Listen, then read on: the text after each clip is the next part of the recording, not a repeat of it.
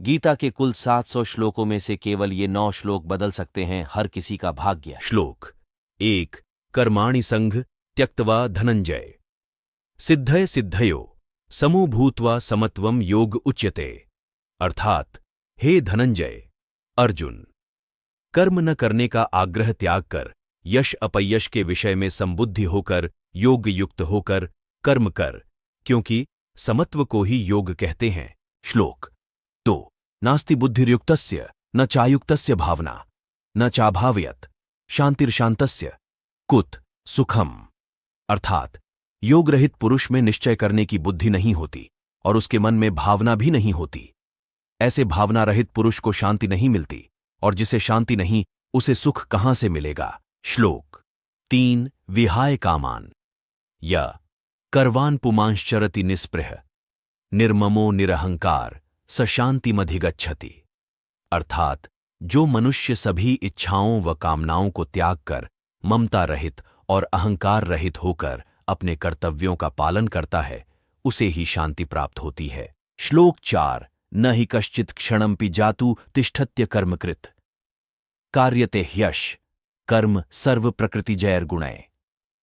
अर्थात, कोई भी मनुष्य क्षण भर भी कर्म किए बिना नहीं रह सकता।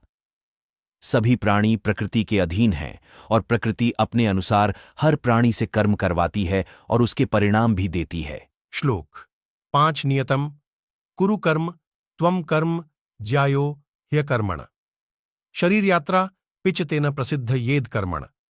अर्थात, तू शास्त्रों में बताए गए अपने धर्म के अनुसार कर्म कर, क्योंकि कर्म न करने की अपेक्षा कर्म करना श्रेष्ठ है, तथा कर्म न करने से तेरा शरीर निर्वाह भी नहीं सिद्ध होगा। श्लोक 6। यद्यदाचरति श्रेष्ठस्तत्त देवेतरो जन सस यत् प्रमाणम कुरुते लोकस्तदनुवर्तते। अर्थात, श्रेष्ठ पुरुष जैसा आचरण करते हैं सामान्य पुरुष भी वैसा ही आचरण करने लगते हैं।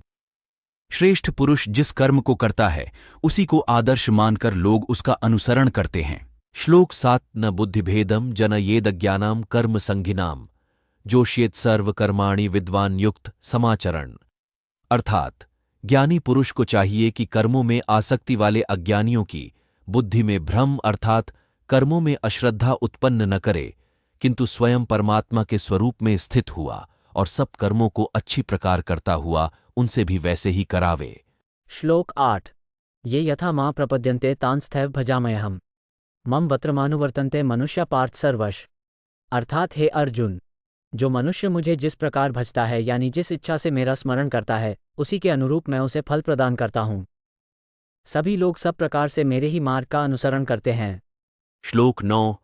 कर्मण्येवाधिकारस्ते मां फलेषु कदाचन मां कर्म फलहेतुर्भूर्मा ते संगोस्त्व कर्मणि।